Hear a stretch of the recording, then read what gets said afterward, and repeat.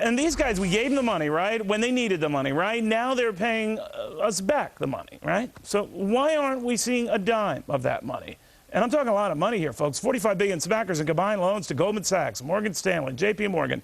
The banks want them off their books, but you're off your rocker thinking you're getting any of it.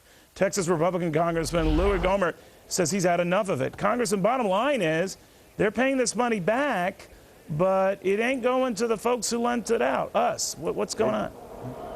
Well, what's going on is what Tucker talked about. He realized, as he said, that when the government spends money, it means power for them. And so whether it's Paulson, whether it's Geithner, they know when they pour money into something, it gives them power.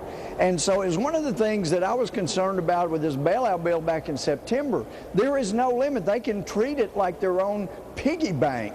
They bring it in, they give it out, more and more power every time they give it out. So Geithner's bringing this money back in, saying, may want more power. I may want to spend it somewhere else. Well, that's the key. I mean, we can sense what his motivations are, but the argument, Congressman, is what started with TARP stays with TARP. In other words, if you got money from Uncle Sam, it stays with Uncle Sam. And in this case, I guess rescuing mid and smaller banks that might need help too, not going back to the folks who lent it in the first place. Is that the government's way of saying, kiss that $700 billion goodbye, it's never going to get back to taxpayers? Well, that was my concern originally, but you put your finger on when you said where it starts, it ought to come back to. It started with the American people, and that's where it should come back to.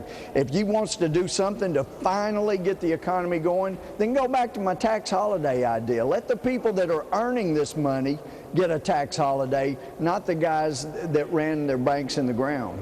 Do you think, very quickly, Congressman, that had taxpayers been apprised in the beginning that when they lent out all this money, that they might get the money back, or the government might get these loans paid back early by some of the banks, but the folks who lent it would never see a penny of it, they would be forgiving it? Well, you kept your head through this and kept a good cynical eye through it, but the leaders in both parties were saying, looks like we've got to do it. I could see it. I said, this is a slush fund on the floor. Yeah. I said, read the bill. This is not good. And now we're seeing the result of a bad bill. But there's an old saying here in Washington, no matter how cynical you get, it's never enough to catch up. I love you guys from Texas. You have that expression, the story for everything. Congressman, thank you very much. Very good having you on. Thank you, Neil. Thank you for your level head. All right. Well, in the meantime, Leon Panetta might